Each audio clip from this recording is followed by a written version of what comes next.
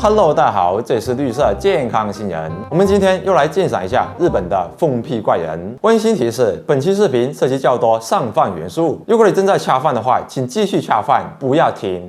时间回到1996年，在日本有一个叫香奈子的女子，她交往了一个男友叫明哲，两人一开始非常恩爱，你侬我侬的，经常把爱しでる3个字挂在嘴边。尤其是香奈子被男友彻底迷住了，对她爱的疯狂，不仅把钱给了他，还把身体和心灵都给了他，可以说已经把自己毫无保留的全部奉献给了男友。不过香奈子的性格不是很好，比较偏执且极端，在恋爱中经常因为一些小事跟男友互决吵架，逐渐的男友对她的态度开始冷淡，也不再说爱しでる了。大概1年后，男友实在受不了了，决定跟她分手。分手后，香奈子直接 PTSD 了，她忘不了这段感情，她连续睡了3天3夜，而且时常能听到男友的声音在耳边环绕。她不相信男友已经抛弃了她。她觉得这一切都是梦，但很快她的幻想时间就被打回现实了。香奈子发现男友已经找了一个新女友叫惠美，对此她感到非常憋屈，心里不平衡。刚跟我分手就无缝衔接，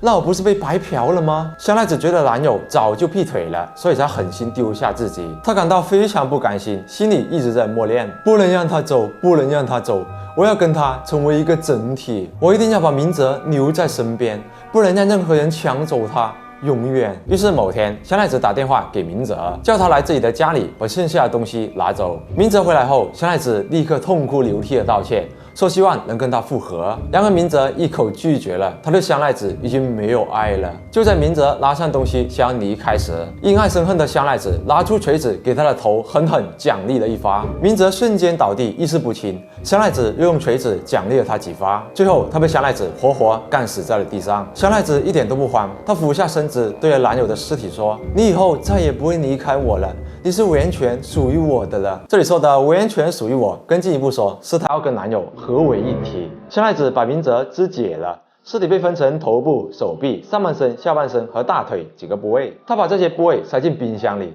打算在接下来的日子里慢慢吃掉，从而与男友进行人体结合，身心合一。整个过程都被她用日记记录了下来。根据日记内容，她第一顿首先吃的是手，那双温柔地抚摸过她的双手，她用最珍惜的马勺认真地做了道菜，然后细细吮吸男友的手指。她说：回想起他，我好想哭，像傻瓜一样。现在他和我真正的合为一体了。第二天早上，她要把男友的内脏熬成汤，并取了一个浪漫的名字——爱情汤。小口小口的品味这恋爱的滋味，接着开始品尝男友的胸肉。她说：明哲的胸真的好好掐，又软又有弹性，以后就不能靠在这胸脯上了。现在他应该很高兴吧？从日记的语气可以看出来香奈子的病娇属性拉满。每当香奈子品尝男友的尸体时，她都会把其头颅放在餐桌上，仿佛自己在跟男友共进晚餐一样。这个头颅她暂时不会吃，也不会拿来当纪念品，而是要拿它来进行更恐怖恶毒的计划。在日记里她说：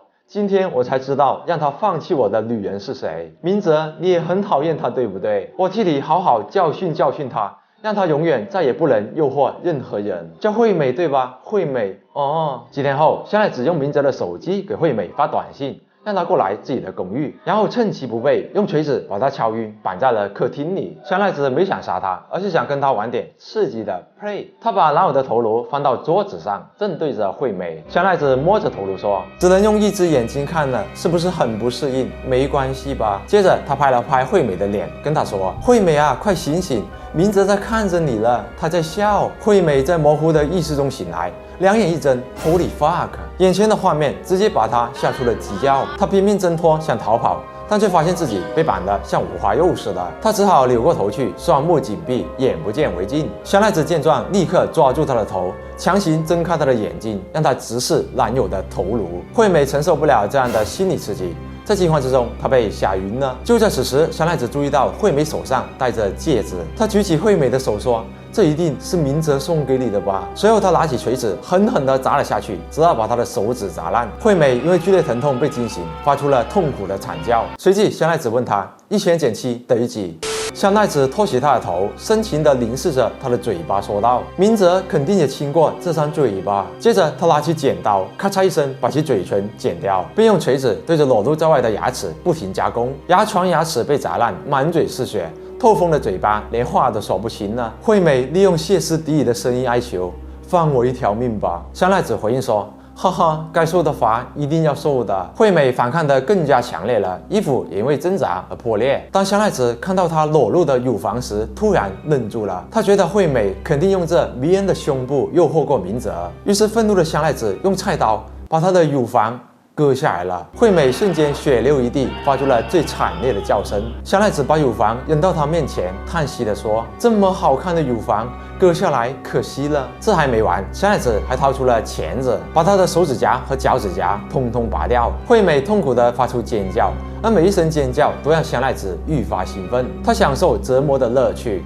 把心里的不甘和怨恨都发泄到惠美身上。最后，惠美实在受不了了，声嘶力竭地说道：你杀了我吧！香奈子可没这么好心，杀了她还怎么配呀？她决定给予惠美最后的惩罚。惩罚哪里了？就是那个跟明哲进行过人体连接的地方。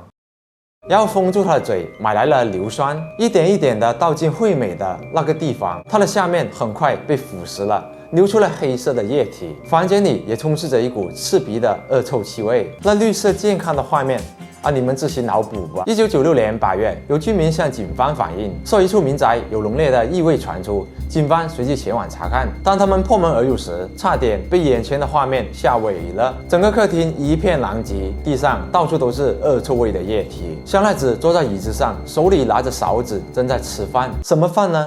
人头拌饭。他捧着明哲的头颅，用勺子把里面的老水挖出来，送到嘴里。美滋滋啊！然后还淡定地跟警察说：请稍等一下，等我吃完这些就行了。如此毛骨悚然的画面让警方都起生理反应了我意思是起鸡皮疙瘩了。他们立刻把香奈子逮捕，并从他家里搜出了一冰箱的人肉，还有那本剧情满满的日记本。这起爱情堂事件的细节才终于被曝光。那么看到这里，大家的饭应该掐完了吧？如果没有的话，那多半是因为绿色健康的情节太上饭了。但笔友们先不要吐，也不要觉得恶心，你的饭还是可以安心享用的，因为这个如此变态、畸形、扭曲、恐怖的事件不一定是真的。What the fuck？ 关于该事件的描述，你可以从中文互联网上找到，但是资料不多，而且内容大同小异。不过在各种转载传播后，总的来说，它被认为是一起真实发生的事件。比如在一些论坛平台上，或者一些营销视频里都有提到过它。那么既然它是一起发生在日本的事件，会不会外网的资料比较多呢？于是我就以1996年杀人事件、食人事件、人肉事件和爱情汤作为日文关键词，在外网进行了搜索，但是搜了一圈，啥都没找到。然后我又添加了香奈子、明哲和惠美这几个人名，同样没找到。当然，这几个人都不知道全名，也有可能是化名或者翻译问题。在搜索过程中，我发现了一篇整理了日本战后重大肢解杀人案的资料文章，里面列举的所有肢解案件中，没有一个是跟爱情汤相似的。反正不管用哪种姿势，我都没收到任何信息。这么大的事，不可能没有报道或文章。我怀疑它根本就不存在，或者你们也可以试一下，看能不能收到一些日本的报道找到的话请私信我。然后整个事件在中文互联网上只有这2张配图，通过这2张图片在外网进行反向搜索后，会发现它并不是来自于日本的事件，而是来自于2011年印度尼西亚发生的一起食人事件。照片里的这个女人是一个29岁的菲律宾妇女，她杀死并吃掉了30多个女孩，包括她的丈夫。警方在她家的冰箱里发现了被肢解的人体残骸。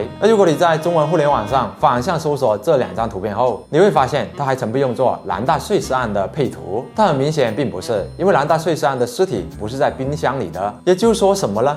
图片是假的，关于该事件的本土内容也找不到。所以对于这起日本爱情汤事件，我鉴定为开局一张图，内容全靠编。那么它是根据什么故事编的呢？我猜测有可能是这个抗怡花园喷尸案。这是一起1988年发生于香港的事件。一位妻子发现丈夫在外面找了小三，她要求丈夫跟小三断绝关系，但丈夫不肯。于是妻子叫上几个亲戚，把丈夫绑起来，要求他赔钱，而丈夫拒绝了。期间，丈夫自行松绑，用硬物袭击了妻子的头部，妻子也拿起锤子反击，最后把丈夫砸死了。随后，妻子把丈夫肢解，放到锅里煮成汤并丢弃。后来女儿发现异常，事情的真相才被曝光出来。除此之外，类似的案件国外也有不少，比如2000年，一位澳大利亚女子杀死了她的丈夫，并把尸体做成炖肉。可以发现两者的情节大致有点相似。我猜测爱情汤事件就是根据这些改编而来的，所以笔友们不要怕，这大概率不是真的。